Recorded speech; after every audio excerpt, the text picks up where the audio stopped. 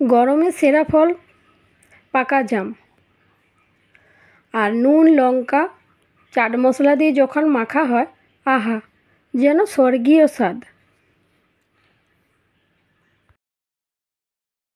ওই যে জামুন ফলটা টক মিষ্টি আর ঝাঁঝালো, আর ভালো করে যদি মাখা হয় তাহলে তো কোনো আর কথাই নেই।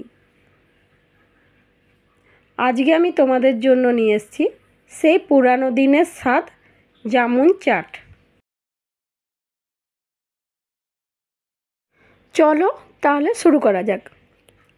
সবথেকে প্রথমে আমি জামগুলো ভালো করে ধুয়ে নিয়েছি। এখন একটা কলা পাতার উপর জামগুলো রেখে দিয়েছি। এখন আমি অ্যাড করছি নুন। তো এখানে আমি হাফ চামচের মতো বিট নুন অ্যাড করেছি, আর অ্যাড করব হাফ চামচ নুন। নুনটা তোমরা নিজেদের টেস্ট অনুযায়ী অ্যাড করবে। এরপর আমি অ্যাড করেছি 2 চামচ চিনি। চিনির বদলে তোমরা গুঁড়ো অ্যাড করতে পারো। যদি তোমরা মিষ্টি খেতে ভালোবাসো তাহলেই চিনি অ্যাড করবে। এখন অ্যাড করব হাফ চামচ চাট মশলা পাউডার,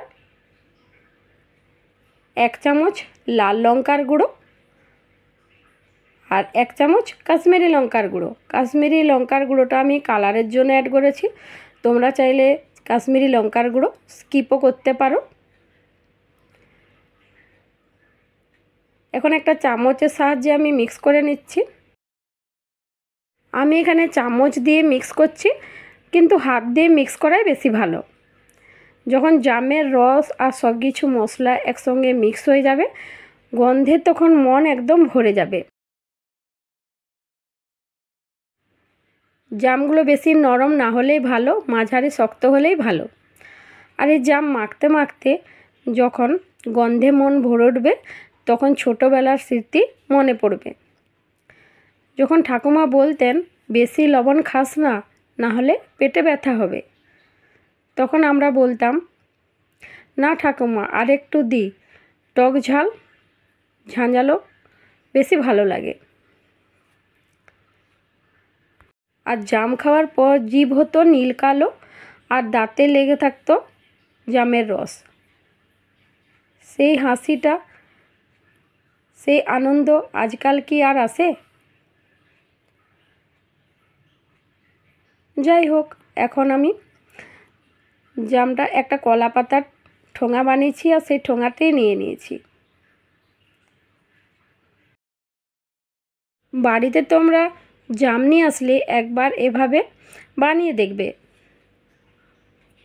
এই জাম মাখা বাজারে পাওয়া ফাস্ট ফুড বা চাটের থেকে অনেক বেশি স্বাস্থ্যকর আর হৃদয়ের কাছের।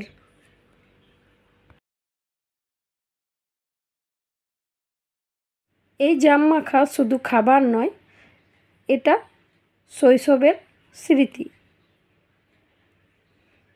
আর এই জাম মাখা খেতে খেতে যদি চোখ বন্ধ হয়ে যায়, তাহলেই বুঝবে তুমি ঠিক জায়গায় এসেছো। ভিডিওটি ভালো লাগলে অবশ্যই লাইক করবে, কমেন্টে জানাবে তোমার জাম খাওয়ার অভিজ্ঞতা, আর সাবস্ক্রাইব করতে কিন্তু ভুলো না। সবাই ভালো থাকবে, সুস্থ থাকবে। দেখা হচ্ছে নেক্সট ভিডিওতে।